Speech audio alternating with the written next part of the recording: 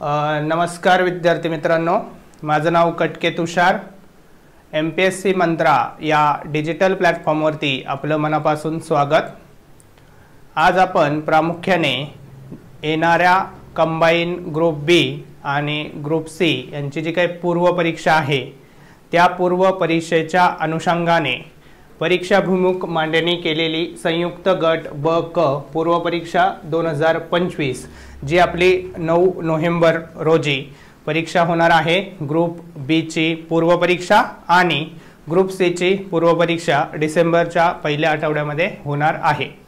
त्या परीक्षेच्या दृष्टिकोनातून फास्ट ट्रॅक परीक्षाभिमुख विद्यार्थ्यांना सोप्या आणि साध्या भाषेत समजणारी, संकल्पनात्मक बाबी समजून सांगणारी, फॅक्ट पाठ करून घेणारी आणि परीक्षाभिमुख PYQला समोर ठेवून जे काही बॅचची मांडणी केलेली आहे त्या मांडणीच्या आधारे आपण लेक्चर सिरीज सुरू केलेली आहे।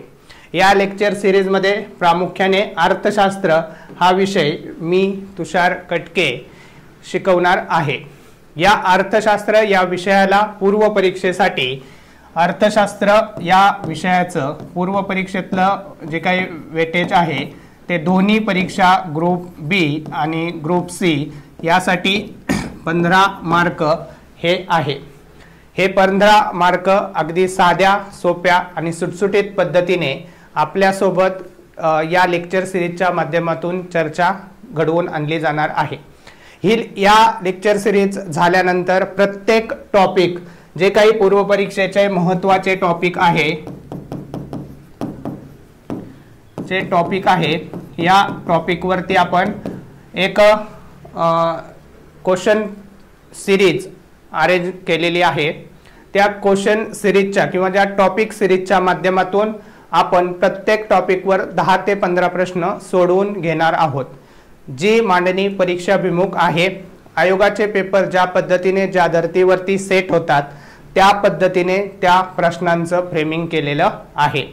आणि वैशिष्ट्यपूर्ण बाब म्हणजे आपण जे काही टॉपिक सिरीज सुरू केलेली आहे त्या टॉपिक सिरीजमध्ये ज्या पद्धतीचे आणि ज्या लेवलचे प्रश्न सेट केलेले होते त्याचं रिफ्लेक्शन आपल्याला प्रामुख्याने आता नुकतीच 2 दिवसापूर्वी पार पडलेली ग्रुप सी ची मुख्य परीक्षा, ज्याच्यामध्ये आपल्या नोट्समधून आणि आपण फ्रेम केलेल्या प्रश्नांमधून काही प्रश्न आणि वाक्यरचना ॲज इट इज आपल्याला पाहायला दिसते। बॅच ऑलरेडी 15-20 दिवसापूर्वी रेकॉर्ड झालेली आहे। जवळपास 60 ते 70% बॅच रेकॉर्ड झालेली आहे। येणाऱ्या परीक्षेसाठी ही बॅच किती महत्त्वाची आणि परिपूर्ण आहे हे लेक्चर पाहिल्यानंतर तुम्हाला नक्कीच समजून येईल। तर ह्या अँगलने आपण आपले मित्र जे या क्षेत्रामध्ये अभ्यास करतात त्यांच्यापर्यंत आमची बॅच संदर्भातली माहिती, MPSC मंत्रालयामध्ये राबवले जाणारे वेगवेगळे उपक्रम, उदाहरणार्थ आखाडा टेस्ट सिरीज जी आहे जी प्रामुख्याने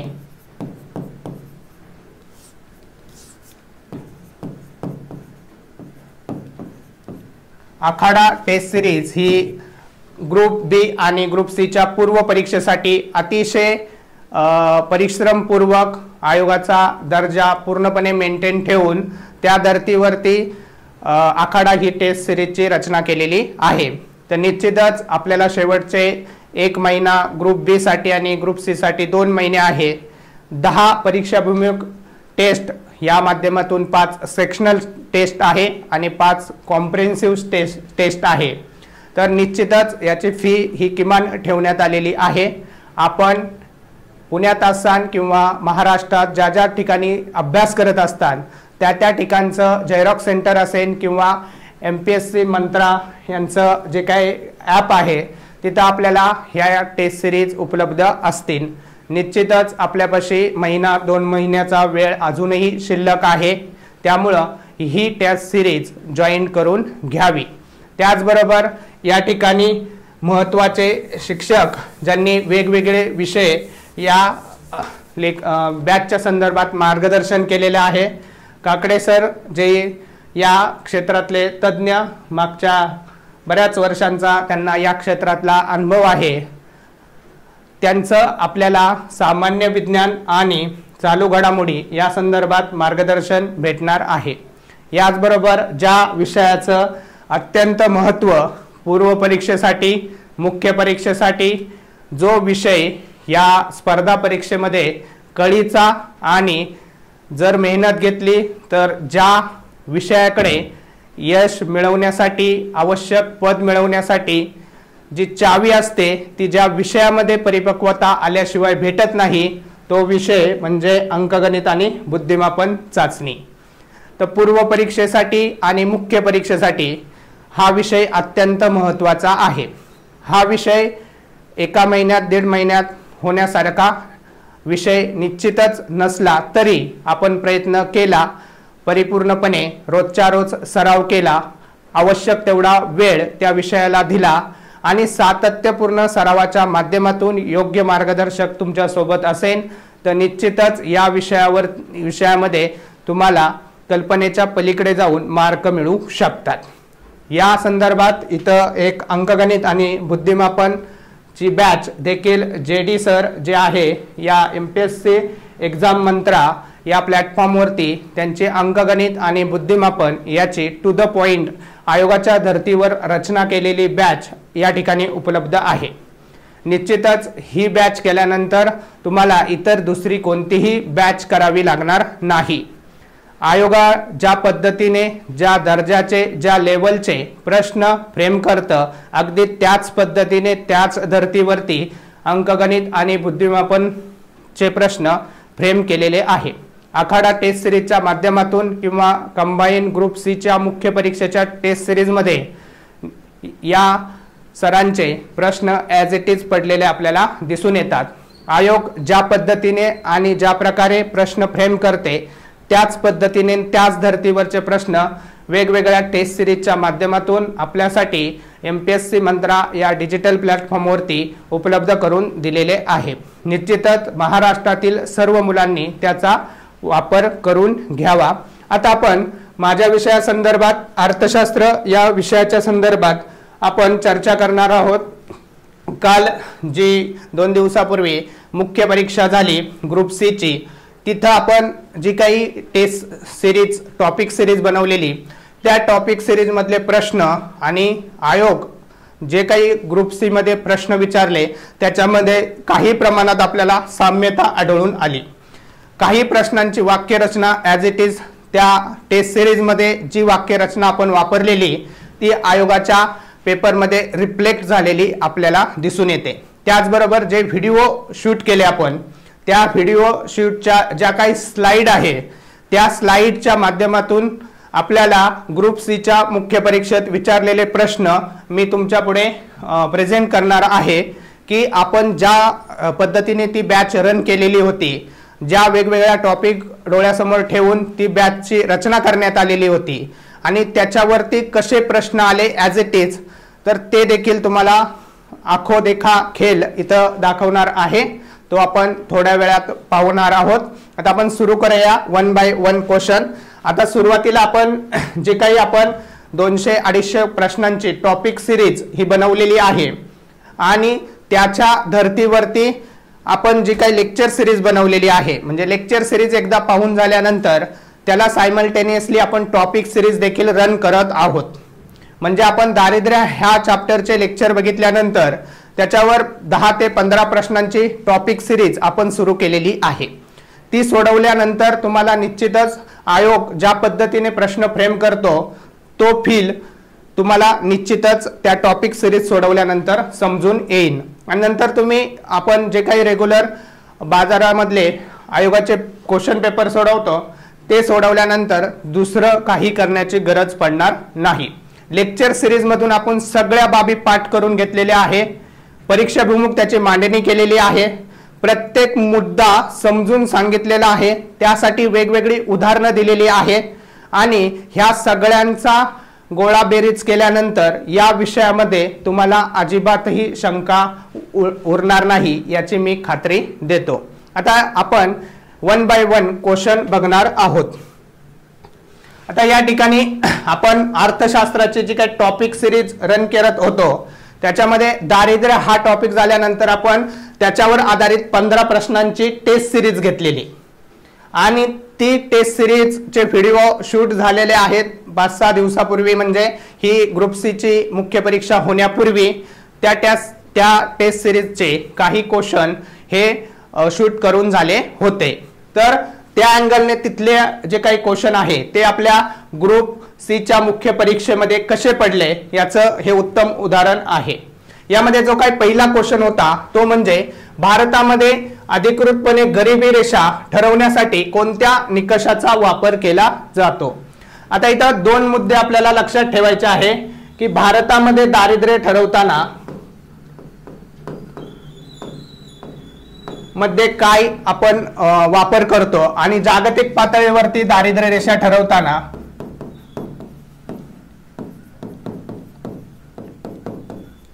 तर जागतिक पातळीवरती दारिद्र्य रेषा ठरवताना आपण उत्पन्न हे विचारात घेतो। सर्वसाधारणपणे आता जो काही 2025 जागतिक बँकेनुसार दारिद्र्य रेषा ठरवण्यासाठी आपण $3 हा निकष गृहीत धरलेला आहे। तर हे जागतिक पातळीवरती आपण उत्पन्नाच्या माध्यमातून दारिद्र्य रेषा ठरवतो। आता भारतामध्ये दारिद्र्याच्या संदर्भात ज्या काही वेगवेगळ्या कमिट्या स्थापन केल्या किंवा नंतरच्या कालखंडामध्ये नियोजन आयोग असेल, आत्ताची सुरेश तेंडुलकर समिती किंवा रंगराजन समिती, या सगळ्या समित्यांनी दारिद्र्याचं मोजमाप करत असताना कॅलरी निकषाबरोबर उत्पन्न निकष हा देखील गृहीत धरलेला आहे। त्यामुळे प्रश्न विचारताना भारतावर विचारला का जनरल पॉइंट ऑफ व्ह्यू ने विचारला। आता आयोगाचा जर पेपर आपण बघितला तर निरपेक्ष दारिद्र्याचं मापन विचारलंय, इथं आपल्याला भारताचा उल्लेख केलेला नाही। निरपेक्ष दारिद्र्य ही एक संकल्पना आहे।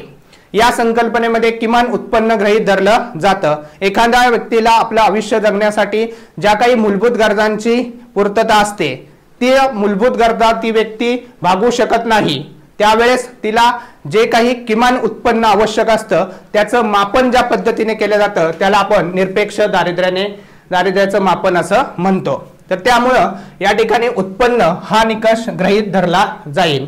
आयोगाच्या प्रश्नामध्ये किंवा आयोगाच्या फायनल आन्सर के मध्ये याचं उत्तर आयोग काय देतंय त्यावर सगळं अवलंबून असेल, कारण भारतामध्ये दोन्ही निकषांचा विचार केला जातो।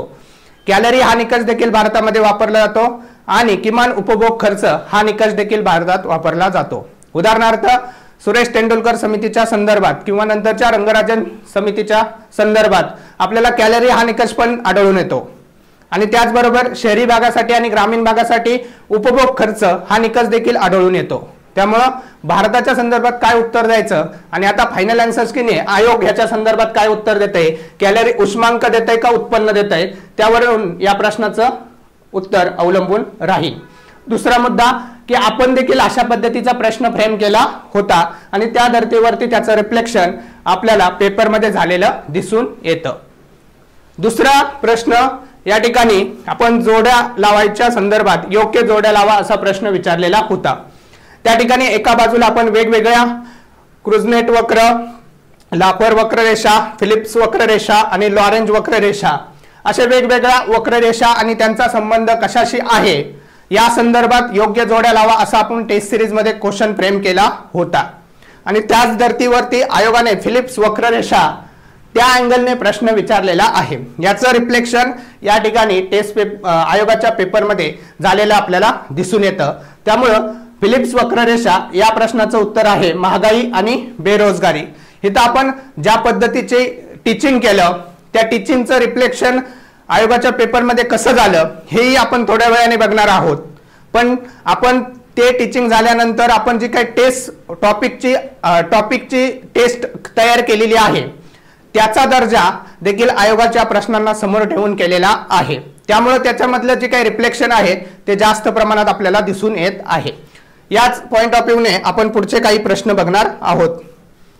आता हे क्षमता दृष्टिकोन हे अमर्त्य सेन भारताचे एक महत्त्वाचे अर्थतज्ञ ज्यांना नोबेल पुरस्कार मिळाला त्यांच्या पॉइंट ऑफ व्ह्यूने एक बीट लक्षात ठेवा, क्षमता दृष्टिकोन हा कोणाचा आहे किंवा कोणत्या अर्थतज्ञाचं क्षमता दृष्टिकोन याच्यावर जास्त विश्वास आहे तर त्या व्यक्तीचं नाव आहे अमर्त्य सेन। व्यक्तिमत्वामध्ये क्षमता असते मात्र त्याला संधी भेटत नाही, संधीच्या अभावामुळे त्याच्या व्यक्तिमत्वाचा विकास पाहिजे तेवढा होत नाही। या संदर्भातलं भाकीत किंवा त्या संदर्भातला थेरी कोणी मांडलेली आहे तर अमर्त्य सेन यांनी मांडलेली आहे. तर ह्या पॉइंट ऑफ व्ह्यूने अमर्त्य सेन यांच्या संदर्भात ही बीट लक्षात ठेवा, परीक्षाभिमुख बाब आहे. त्यानंतर पुढचा आहे मुद्दा की आपण पुन्हा हे दारिद्र्य या टॉपिकवर जवळपास आपण 15 क्वेश्चन फ्रेम केले होते आणि त्या अँगलने आपण व्हिडिओमध्ये इन डिटेल त्या 15 क्वेश्चनचा आपण चर्चा केलेली आहे. त्याची परीक्षाभिमुख एक्स्ट्रा डाटा तिथं स्लाइडच्या माध्यमातून आपल्यासोबत डिस्कस केलेला आहे. आपल्याकडून त्या वेगवेगळ्या फॅक्ट पाठ करून घेतलेले आहे, कशा पद्धतीने त्या फॅक्ट्स लक्षात ठेवायच्या या संदर्भातले ठोकताळे आपल्याला तिथं समजून सांगितलेले आहे. त्यामुळं निश्चितच या टॉपिक सिरीजचा येणाऱ्या कंबाईन ग्रुप बी आणि ग्रुप सी च्या पूर्व परीक्षेसाठी अर्थशास्त्र या विषयाचे जे काही 15 क्वेश्चन पडतील त्यासाठी निश्चितच 12-13 क्वेश्चन बरोबर येण्यासाठी तुम्हाला ही 200 ते 250 प्रश्नांची टॉपिक सिरीज आणि एक 25 ते 30 लेक्चरचं जे काही लेक्चरचं व्हिडिओ किंवा माझी बॅच जी इकॉनॉमिकच्या संदर्भात आपण रन केलेली आहे ती निश्चितच फायदेशीर ठरेल, यात मला तिळमात्र शंका नाही. याच्यानंतर आपण पुढे काही टॉपिक आहे की जागतिक आनंद अहवाल याच्यावरती देखील वेगवेगळे जे काही निर्देशांक आहे, आपल्याला महत्त्वाचे निर्देशांक ज्या निर्देशांकावरती आयोग नेहमीच प्रश्न विचारतो त्यामध्ये तुम्हाला माहिती असेल की मानवी विकास निर्देशांक, लिंग असमानता निर्देशांक, बहुआयामी दारिद्र्य निर्देशांक असे वेगवेगळे निर्देशांक UNDP तर्फे जाहीर केले जातात. त्याचबरोबर वर्ल्ड इकॉनॉमिक फोरम तर्फे देखील काही निर्देशांक जाहीर केले जातात. भारताच्या नीती आयोगातर्फे काही निर्देशांक जाहीर केले जातात. ज्या निर्देशांकावरती आयोगाने आतापर्यंत वेगवेगळ्या पद्धतीने प्रश्न विचारलेले आहे त्या अनुषंगाने आपण निर्देशांकावरती देखील 10 ते 15 क्वेश्चनची एक टॉपिक सिरीज काढलेली आहे. तर त्याच्यामधल्या काही महत्त्वाच्या प्रश्नांचं ग्रुप सी मध्ये कसं रिफ्लेक्शन झालेलं आहे ते आपण या ठिकाणी पाहणार आहोत. त्यामध्ये जागतिक आनंदी अहवाल या संदर्भात प्रश्न फ्रेम केलेला आहे. तर आपल्याला आत्ताच्या परीक्षेमध्ये जगामध्ये सर्वात दुःखी देश कोणता किंवा जागतिक आनंदी दिवस कधी साजरा केला जातो या पॉइंट ऑफ व्ह्यूने आपल्याला प्रश्न विचारलेला होता. ज्यावेळेस ही टॉपिक सिरीज मी शिकवत होतो त्यावेळेस जागतिक आनंदी अहवाला संदर्भात आत्ताचे 2024 ची 25 ची जी काही आकडेवारी आहे की जगामध्ये सर्वात जास्त आनंदी देश कोणता आहे, जागतिक आनंदी अहवाल कोणाच्या माध्यमातून जाहीर केला जातो, भारताची स्थिती त्यामध्ये कुठे आहे, भारताचा क्रमांक कितवा आहे, जगामध्ये पहिले 2-3 आनंदी देश कोणते आहे, जगामध्ये सर्वात दुःखी देश कोणते आहे, ह्या ज्या काही परीक्षाभिमुख बाबी आहे, पाठांतराच्या बाबी आहे, समजून घेण्याच्या बाबी आहे, ह्या आपण त्या व्हिडिओ सिरीज मधून कंप्लीट केलेल्या आहे. निश्चितच तुम्ही ती व्हिडिओ टॉपिक सिरीज असेल किंवा लेक्चरच्या संदर्भातली बॅच असेल ही मिनिमम फी मध्ये आपण रन केलेली आहे. तर ती निश्चितच तुम्ही जॉईन करा आणि तुमच्या मित्रांना आणि स्पर्धा परीक्षेच्या ग्रामीण भागामध्ये कानाकोपऱ्यामध्ये तुमचे जे काही नातेवाईक मित्र हे राहतात त्यांच्यापर्यंत हा व्हिडिओ जास्तीत जास्त पोहोचवण्याचा प्रयत्न निश्चित करा. त्यानंतर पुढचा आहे अशा पद्धतीने आपण निर्देशांकांवरती जवळपास हे 9 ते 10 क्वेश्चन फ्रेम केले होते. आता पुढची आपली टॉपिक सिरीज मध्ये आपण चलनवाढ राज्यसेवा पूर्व परीक्षेचा विचार करता चलनवाढ ह्या टॉपिक वरती आपल्याला वारंवार प्रश्न विचारतात. चलनवाढीची कारण कोणती, मागणीजन्य कारण कोणती, पुरवठाजन्य कारण कोणती, त्याचबरोबर महागाईचा आणि सर्वसामान्य अर्थव्यवस्थेचा संबंध काय आहे, महागाई संदर्भातले जे काही महत्त्वाचे निर्देशांक आहे ते म्हणजे घाऊक किंमत निर्देशांक, त्याचबरोबर ग्राहक किंमत निर्देशांक, हे जे काही निर्देशांक आहे त्याचे निकष आहे, त्याची मोजमाप कशा पद्धतीने केली जाते, कोणा माध्यमातून केली जाते, त्यासाठी किती वस्तू वापरल्या जातात, ह्या सगळ्या बाबींची चर्चा आपण टॉपिक सिरीज मध्ये आणि लेक्चर सिरीज मध्ये केलेली आहे. तर त्या पॉइंट ऑफ व्ह्यूने आपण चलनवाढ याच्यावरती देखील प्रश्न फ्रेम केलेले आहे. चलनवाढीचा वेगवेगळ्या घटकांवरती काय परिणाम होतो त्या पॉइंट ऑफ व्ह्यूने देखील आयोगाने आपल्याला प्रश्न विचारलेले आहे. अशा पद्धतीने परीक्षाभिमुख अभ्यासपूर्ण आणि परिपक्व अशी ही बॅच आपण घेतलेली आहे. आता ह्याच्यामध्ये आपण पुढं भारतामध्ये अन्न सुरक्षेच्या संदर्भात आपण काही मुद्दे विचारात घेणार आहोत। तर समावेशन हा जो काही घटक आहे याच्यामध्ये वेगवेगळे वंचित घटक, मग ते बालक असतील, महिला असतील, अपंग असतील, वंचित घटक असतील, यांचं वेगवेगळ्या माध्यमातून समावेशन करून सबलीकरण घडवून आणलं जातं। त्यासाठी शासनातर्फे वेगवेगळ्या योजना, कार्यक्रम, आराखडे आखले जातात। वेगवेगळ्या यंत्रणांच्या माध्यमातून त्यांची अंमलबजावणी देखील केली जाते। तर त्याच पॉइंट ऑफ व्ह्यूने जो काही अन्न सुरक्षा याच्या संदर्भातला महत्त्वाचा अन्न सुरक्षा कायदा आहे, त्याचबरोबर राष्ट्रीय अन्न सुरक्षा अभियान जे आहे याच्यावरती देखील आयोगाने आतापर्यंत प्रश्न विचारलेले आहे। त्याच पॉइंट ऑफ व्ह्यूने आपण काही प्रश्न त्या टॉपिक वरती फ्रेम केलेले आहे। स्वच्छ सर्वेक्षण अलीकडे 2024 संदर्भातले चालू घडामोडीची आकडेवारी, त्या पॉइंट ऑफ व्ह्यूने काही प्रश्न आपण या ठिकाणी घेतलेले आहे।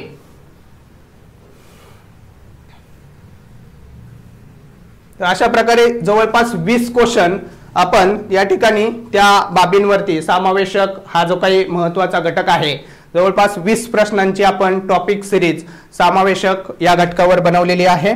त्याच्यानंतर समावेशक राष्ट्रीय उत्पादन, पूर्व परीक्षेच्या दृष्टीने अत्यंत महत्त्वाचा काही संकल्पनात्मक बाबी ह्या आपल्या आकलन केल्या की आपल्याला राष्ट्रीय उत्पादनाच्या संदर्भातल्या बेसिक संकल्पना ज्या आहे, जीडीपी, जीएनपी, एनडीपी आणि एनएनपी, ह्या संकल्पनांचा बेसिक अर्थ काय, जीडीपीचा संबंध हा प्रामुख्याने एनडीपीसी आहे आणि जीएनपीचा संबंध एनएनपीसी आहे। ह्या बेसिक संकल्पना, याचा अर्थ, त्याच्यामध्ये कुणाचा समावेश होतो, त्याचं कशा पद्धतीने मोजमाप केलं जातं, ही मांडणी आपण टॉपिक सिरीज त्याचबरोबर लेक्चर सिरीज मध्ये देखील केलेली आहे। त्याचबरोबर राष्ट्रीय उत्पादन मोजमापनाच्या ज्या काही पद्धती आहे, उत्पन्न पद्धत, उत्पादन पद्धत, खर्च पद्धत, घटक किंमत म्हणजे काय, बाजारी किंमत म्हणजे काय, राष्ट्रीय उत्पादन समिती, त्याचे अध्यक्ष, त्याचे सदस्य, त्यांनी केलेल्या शिफारसी, त्यांची स्थापना कधी झाली, या पॉइंट ऑफ व्ह्यूने आतापर्यंत आयोगाने प्रश्न विचारलेले आहे।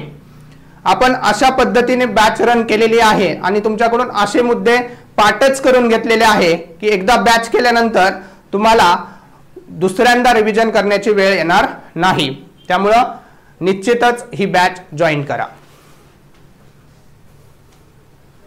त्याच्यानंतर आता इथं नीती आयोग किंवा नियोजन, पूर्व परीक्षेला राज्यसेवा असो, कंबाईन असो, नियोजन या घटकावरती आयोग वारंवार प्रश्न विचारतो।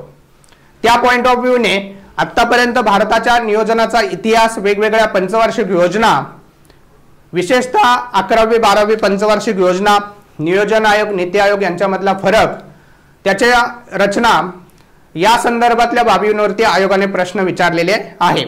आता इथं आत्ताच्या ग्रुप सी ला हा प्रश्न विचारलेला आणि आपल्या टॉपिक सिरीज मध्ये त्याचं रिफ्लेक्शन आपल्याला झालेलं दिसतं। तिथली वाक्यरचना आयोगाची आणि आपण टॉपिक सिरीज मध्ये प्रश्न फ्रेम करताना वापरलेली वाक्यरचना याच्यामध्ये आपल्याला साम्य आढळून येतं। ॲज इट इज ती गोष्ट पेस्ट कॉपी झाल्यासारखं आपल्याला या ठिकाणी या स्लाइडच्या माध्यमातून दिसून येतं। आता इथं नीती आयोगाचे पदसिद्ध अध्यक्ष हे पंतप्रधान असतात। तर नियोजन म्हणजे या दोघांमधला फरक, याच्यावरती आपण प्रश्न फ्रेम केलेला आहे।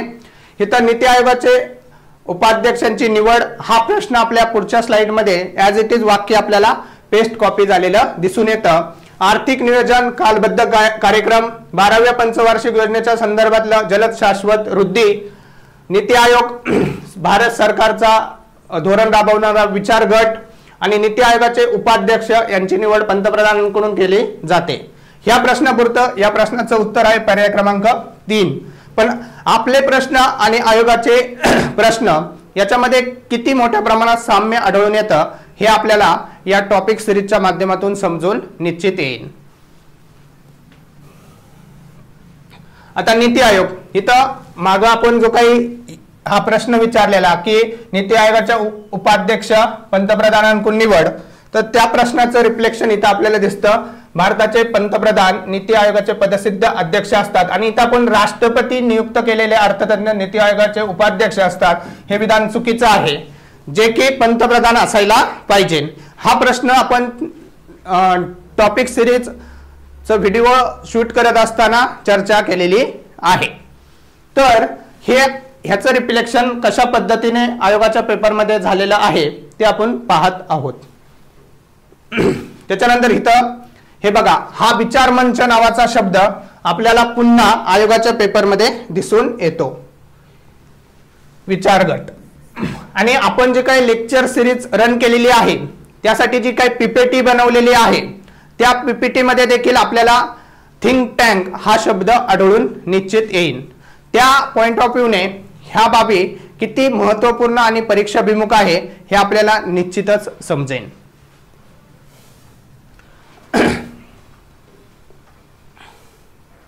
आता सार्वजनिक वित्त याच्यावरही आपण काही प्रश्न फ्रेम केलेले आहे।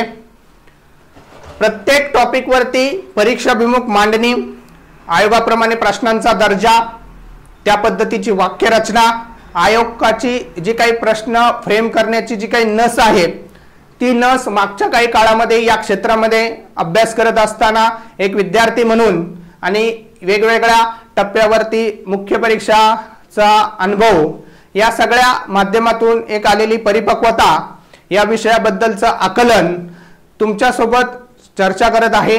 मला जे काही उमजलं किंवा मी काही आत्मसात केलं ते आपल्या सोबत या चर्चेच्या माध्यमातून आपल्याला मार्गदर्शन करत असताना ज्या काही माझ्या कालखंडामध्ये माझ्यातून ज्या काही थोड्याफार चुका घडल्या किंवा योग्य वेळी योग्य मार्गदर्शनाचा मला अभाव पडला आणि त्याच्यानंतर ज्या काही बाबी माझ्या नजरेस आल्या किंवा पुढच्या टप्प्यामध्ये अभ्यासातून मला आत्मसात झाल्या त्या तुम्हाला योग्य वेळी योग्य ठिकाणी तुम्ही मार्गदर्शन घेत असताना या बाबींचं रिफ्लेक्शन तुम्हाला निश्चित जाणवेल।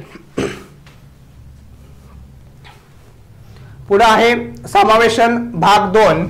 याच्यामध्ये आपण प्रामुख्याने वेगवेगळे घटनात्मक आयोग असतील, महिला असतील, लिंग अंतर या संदर्भातल्या जे काही परीक्षाभिमुख क्वेश्चन आहे, बाबी आहे, यांची आपण चर्चा केलेली आहे।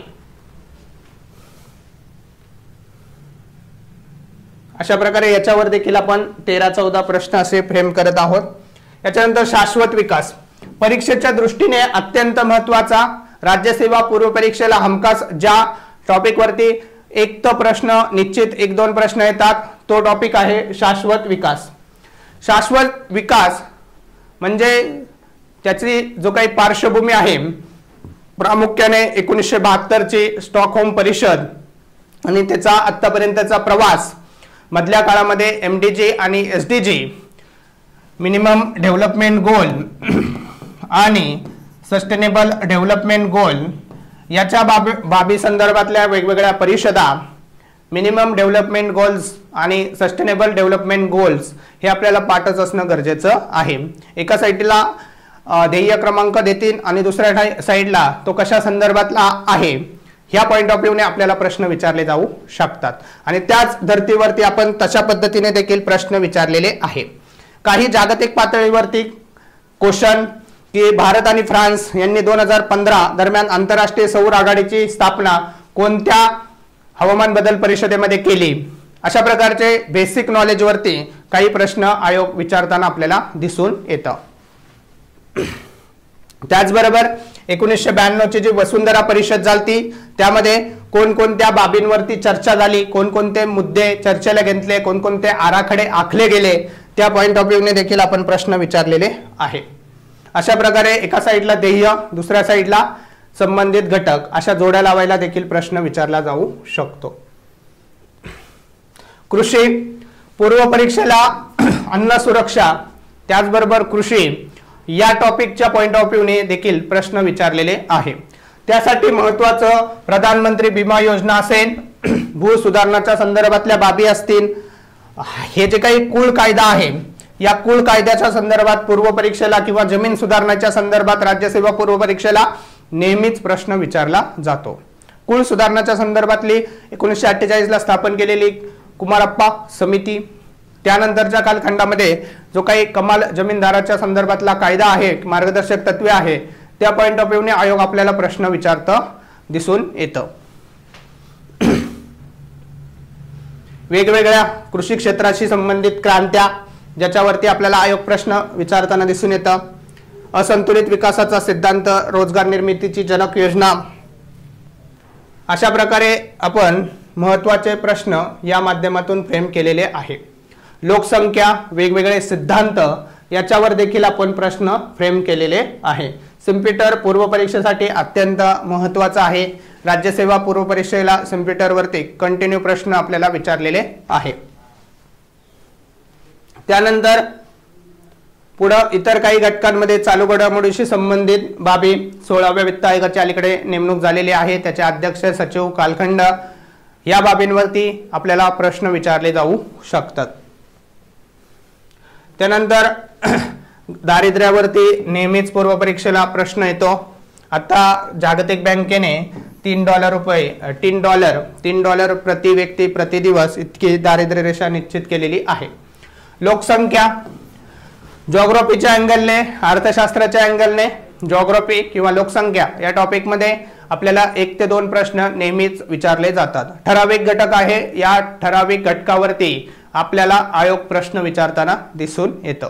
त्यामुळे लोकसंख्या हा टॉपिक, जे काही लोकसंख्या संक्रमणाचे वेगवेगळे सिद्धांत आहे ते सिद्धांत अभ्यासणे, त्याचबरोबर लोकसंख्या संक्रमणाचे वेगवेगळे टप्पे आहेत, त्या वेगवेगळ्या टप्प्यामध्ये लोकसंख्येची स्थिती कशी होती, त्या टप्प्यामध्ये भारताची स्थिती कशी होती, अलीकडे लोकसंख्येच्या जनगणनेसंदर्भात जागतिक लोकसंख्येच्या संदर्भातले जो काही अहवाल असतो त्या अहवालातले ठळक मुद्दे, ठळक बाबी याच्यावर आयोग प्रश्न विचारला जातो. आता पुढे 2027 मध्ये भारतातल्या जनगणनेवरती देखील आयोग प्रश्न विचारणार आहे. आता आपली पुढची जनगणना 2027 पासून सुरू केली जाणार आहे. ती पहिली डिजिटल जनगणना असणार आहे. तर त्या पॉइंट ऑफ व्ह्यूने आपल्याला प्रश्न विचारला जाऊ शकतो. लोकसंख्या धोरणावरती 2 महत्त्वाची धोरणं आहे. 1976चं पहिलं लोकसंख्या धोरण, 2000चं दुसरं लोकसंख्या धोरण. दुसरं लोकसंख्याचं धोरण जे आहे 2000चं, प्रत्येक वर्षी प्रत्येक परीक्षेमध्ये 2000च्या लोकसंख्येच्या धोरणावर आयोग प्रश्न विचारतं.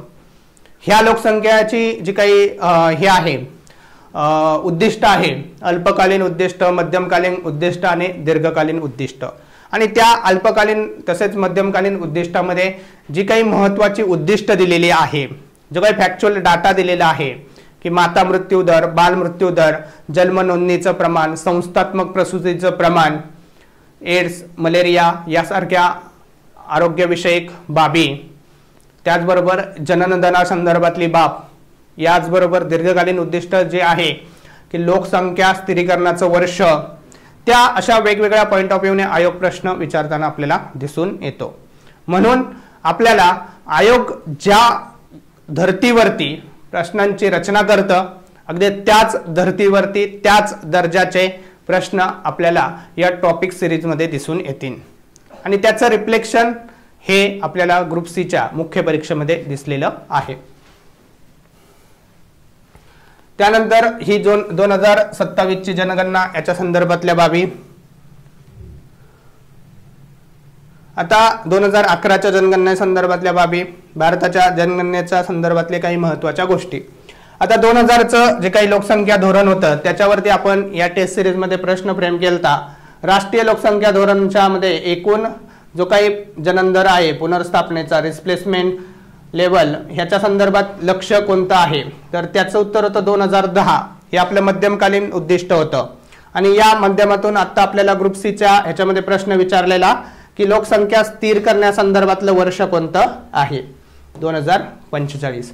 ह्याने टॉपिक सिरीजमध्ये कशा पद्धतीने ह्या बाबी रिफ्लेक्ट झालेल्या आहे ह्या आपल्याला सांगितलेल्या आहे.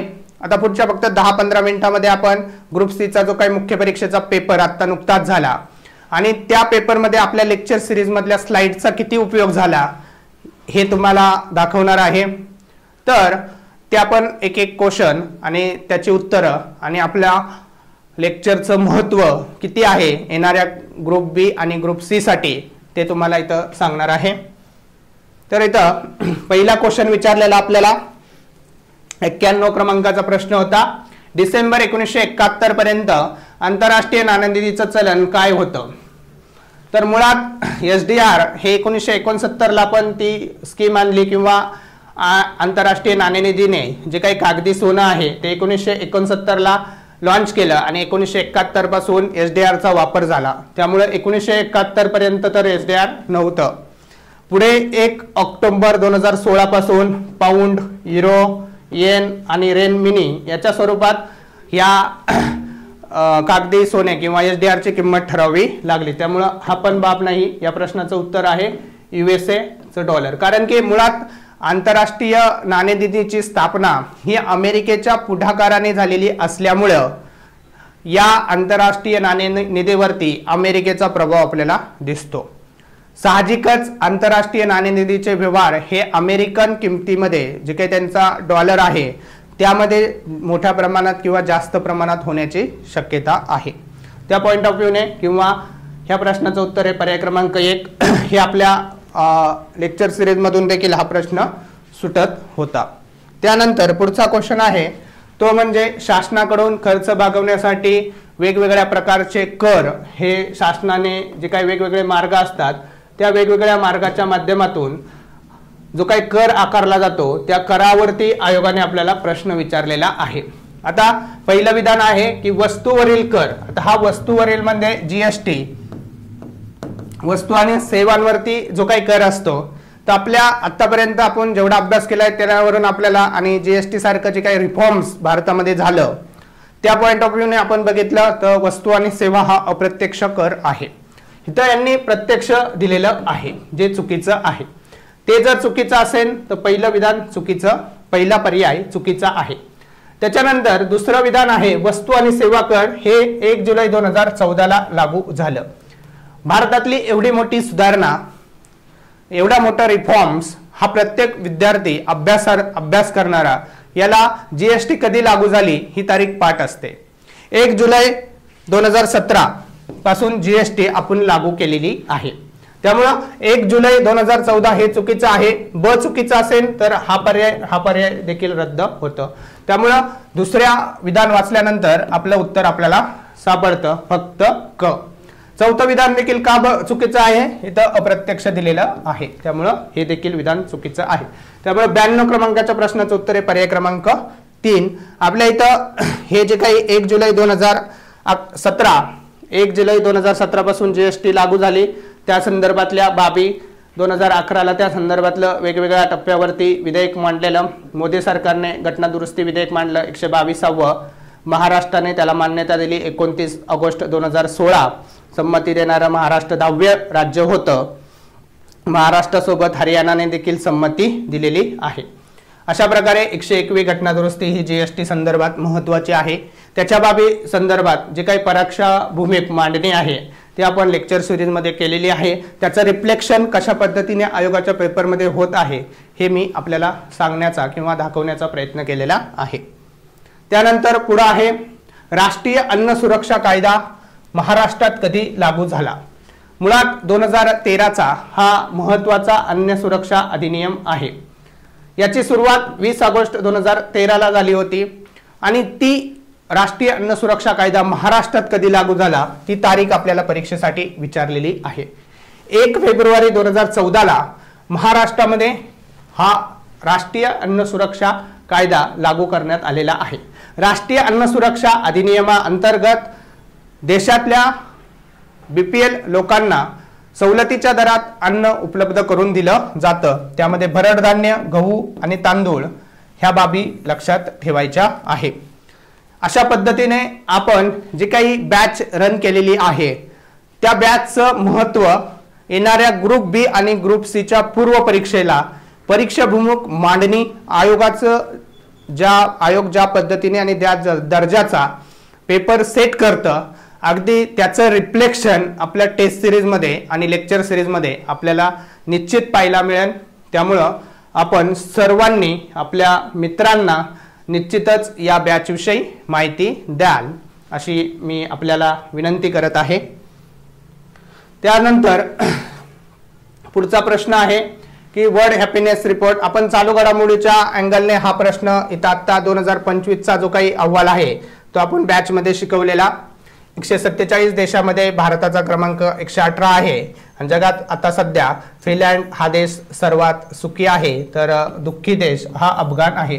हा खूप जुना प्रश्न विचारलेला, या प्रश्नाचं उत्तर बुरंडी हे आहे 2018 नुसार। तर त्या पॉइंट ऑफ व्ह्यूने आपण वेगवेगळे निर्देशांक, मानव विकास निर्देशांक असेल, जागतिक आनंद निर्देशांक असेल, लिंग असमानता निर्देशांक असेल, स्वच्छतेच्या संदर्भातले सर्वेक्षण असेल, तर अर्थशास्त्र या विषयाचे वेगवेगळे जे काही निर्देशांक जागतिक पातळीवरती जाहीर केले जातात त्याचं करंट बेस लेक्चर देखील आपण या लेक्चर सिरीज मध्ये शूट केलेलं आहे। त्यानंतर पुढचं आपल्याला राष्ट्रीय लोकसंख्या धोरण 2000 नुसार लोकसंख्या स्थिरीकरणाचं उद्दिष्ट कधी आहे हे आपल्या स्लाइड मध्ये आपल्याला या ठिकाणी दिसतं। 2045 जी काही धोरण आहे, पहिलं धोरण 16 एप्रिल 1976 होतं, दुसरं धोरण 15 फेब्रुवारी 2000 आहे। याच्यामध्ये ताबडतोब उद्दिष्ट, मध्यमकालीन आणि दीर्घकालीन आणि 2010 पर्यंत गाठायची उद्दिष्ट या पॉइंट ऑफ व्ह्यूने आयोगाने आतापर्यंत प्रश्न विचारलेले आहेत। त्या प्रश्नांना अनुसरून त्याच धर्तीवर नोट्स आणि पीपीटी बनवून आपण लेक्चरची रचना केलेली आहे। त्यानंतर पुढे आहे फिलिप्स वक्ररेषे संदर्भात आपल्या टॉपिक सिरीज मध्ये आपण प्रश्न फिलिप्स वक्ररेषेवरती काढलेला होता। आपल्या हँड रायटिंग नोट्स मध्ये पण आपल्याला ही बाब दिसून येते। फिलिप्स वक्ररेषा याच्यावरती महागाई आणि बेरोजगारी यांचा सहसंबंध आपल्याला या ठिकाणी आढळून येतो। ह्या प्रश्नाचं उत्तर आहे महागाई आणि बेरोजगारी। त्यानंतर पुढे आहे अवमूल्यनाच्या संदर्भात प्रश्न विचारलेला। आपण ही स्लाइड बनवलेली, तिथं आयात केल्यानंतर काय होतं आणि निर्यात केल्यानंतर काय होतं, अवमूल्यन झाल्यानंतर काय होतं आणि रुपया वधारणे किंवा पुनर्मूल्यांकन झाल्याने काय होतं या बाबी समजून सांगितलेल्या आहेत। इथं पहिलं जे काही विधान आहे ते बरोबर आहे। अवमूल्यन म्हणजे चलनाचं विनिमय मूल्य किंवा इतर देशाच्या चलनाच्या तुलनेत त्याची खरेदी क्षमता कमी करणे, म्हणजे भारताचा रुपया परदेशामध्ये स्वस्त होतो, परिणामी परदेशातील लोकांना किंवा व्यावसायिकांना किंवा देशातील परकीय देशाला भारतातून वस्तू सहज मागवता येते। त्याचा परिणाम होतो भारताची निर्यात वाढते आणि भारताला परकीय चलन प्राप्त होतं। इथं दुसऱ्या विधानामध्ये भारताची आयात वाढते नाही, जर अवमूल्यन झालं तर निर्यात वाढेल। काय होतं? निर्यात वाढते। ठीक आहे, तर मग इथं आपण अवमूल्यन झाल्यानंतर निर्यात स्वस्त होते आणि मग परकीय देशातील व्यापारी असतील, देश आहे मोठ्या प्रमाणात भारतातील वस्तूंची काय करतात, त्यांच्या देशात आयात करतात आणि भारत निर्यात करतो, त्यामुळे परकीय चलन भारताला प्राप्त होतं। त्याच्यानंतर पुढं आपल्याला प्रश्न विचारलेला या पंचवार्षिक योजनाच्या संदर्भात बघा, आयोगाच्या प्रश्न आणि आपल्या पीपीटी मधल्या आपले ज्या काही नोट्स आहे त्याचं रिफ्लेक्शन आपल्याला दिसतं। 12व्या पंचवार्षिक योजनेसंदर्भात शाश्वत शब्द, जलद आणि शाश्वत वृद्धी। त्यानंतर नीती आयोगाच्या संदर्भातला थिंक टँक, इथं विचार मंच, उपाध्यक्षांची नेमणूक पंतप्रधान करतात, उपाध्यक्षांची नेमणूक पंतप्रधान करतात। ठीक आहे, तर आर्थिक नियोजनाचा कालबद्ध कार्यक्रम, ह्या बाबी देखील आपल्याला इथं दिसून येतात। म्हणजे रचनाच आपण अशा पद्धतीने आयोगाचे पूर्व परीक्षेचे, मुख्य परीक्षेचे पेपर आणि त्या धर्तीवर ग्रुप सी आणि ग्रुप बी, पूर्व असेल मुख्य परीक्षा असेल, त्या पॉइंट ऑफ व्ह्यूने स्लाइडची रचना, त्या धर्तीवरती टॉपिक सिरीजची रचना आणि याचं परीक्षेला झालेलं रिफ्लेक्शन या आपण स्लाइड, लेक्चर सिरीज आणि टॉपिक सिरीजच्या माध्यमातून समजून घेतलेला आहे। शेवटचा प्रश्न आहे, याच्यामध्ये पण निरपेक्ष दारिद्र्याचं मापन याद्वारे केलं जातं। ग्रुप सी ला हा प्रश्न विचारलेला, त्या अँगलने आपण निरपेक्ष दारिद्र्य पाहिलं तर या ठिकाणी आपल्याला किमान उत्पन्न आणि खर्च क्षमता ही बाब लक्षात येते। त्यामुळं उत्पन्न किंवा इन्कम हे याचं उत्तर आहे। अशा प्रकारे ह्या लेक्चर सिरीजचा आणि टॉपिक सिरीजचा येणाऱ्या ग्रुप बी च्या पूर्व आणि सी च्या पूर्व परीक्षेसाठी नंतरच्या टप्प्यातल्या मुख्य परीक्षांसाठी ही टॉपिक सिरीज आणि लेक्चर सिरीज किती महत्त्वाची आहे हे आपल्याला हा व्हिडिओ पाहिल्यानंतर निश्चित समजलं असेल। प्रत्येक स्पर्धा परीक्षा करणारा विद्यार्थी हा या क्षेत्रामध्ये खूप आशेने येतो, मात्र मार्गदर्शनाच्या अभावी तो भरकटला जातो आणि त्याच्या आयुष्यातली उमेदीची वर्ष वायाला जातात। असं अनेकांच्या बाबतीत घडतं। परीक्षाभिमुख अभ्यासपूर्ण शिक्षक किंवा मार्गदर्शक यांचा अभाव यामुळे विद्यार्थ्याची उमेदीची वर्ष वायाला गेलेली आम्हीही बघितलेली आहे। आम्हीही त्याचे एक म्हणजे आम्ही देखील त्याचा भाग ठरलेलो आहे। त्यामुळं नंतरच्या टप्प्यामध्ये आपल्या नंतर जी मुलं या क्षेत्रामध्ये येऊ इच्छितात, अभ्यास करू इच्छितात, त्यांना योग्य पद्धतीचं मार्गदर्शन आयोगाच्या धर्तीवरती प्रश्न कशा पद्धतीने आयोग काढतात त्याला अनुसरून आपलं टीचिंग, त्याचबरोबर आपलं प्रश्न तयार करण्याची रचना या सगळ्या बाबी डोळ्यासमोर ठेवून इकॉनॉमिक्स या विषयाची बॅच MPSC मंत्रा या डिजिटल प्लॅटफॉर्मवरती उपलब्ध आहे। निश्चितच ही बॅच ही कमी फीमध्ये आपण रन केलेली आहे। ही बॅच घेतल्यानंतर त्याच्यासोबत एक इकॉनॉमिकची 150 ते 200 प्रश्नांची जी काही टॉपिक वाईज आपण एक टॉपिक सिरीज देखील घेतलेली आहे। हे लेक्चर सिरीज आणि टॉपिक सिरीज पाहिल्यानंतर या विषयाच्या संदर्भात तुमची कोणतीही शंका किंवा त्या विषयाची परिपूर्ण तयारी या लेक्चर सिरीज आणि टॉपिक सिरीजच्या माध्यमातून करून घेतली जाणार आहे। निश्चितच ही बॅच जॉईन करा। भविष्यात येणारी ग्रुप बी ची आणि सी च्या पूर्व परीक्षेसाठी तुम्हाला खूप खूप शुभेच्छा। पूर्ण ताकदीने, जोमाने आणि उमेदीने अभ्यास करा, पुढे जात राहा। आम्ही नक्कीच वेगवेगळ्या टप्प्यावरती तुम्हाला योग्य प्रकारचं मार्गदर्शन करत राहूत। आखाडा टेस्ट सिरीजच्या माध्यमातून तुमची सराव किती झालेला आहे याचं देखील आपण आकलन करून घेणार आहोत। अशा पद्धतीने वेगवेगळ्या डिजिटल माध्यमातून किंवा आखाडा टेस्ट सिरीजच्या ऑफलाईन स्वरूपात तुमच्यासाठी मी MPSC मंत्रा या डिजिटल प्लॅटफॉर्मवरती उपलब्ध असेल। नक्कीच तुम्ही ही बॅच जॉईन करा आणि त्या दृष्टीने तुमची तयारी पुढची चालू राहून द्या। आजच्या लेक्चरपुरतं या ठिकाणी मी थांबतो आणि तुम्हाला येणाऱ्या ग्रुप बी आणि सी च्या पूर्व परीक्षेसाठी खूप खूप शुभेच्छा। धन्यवाद।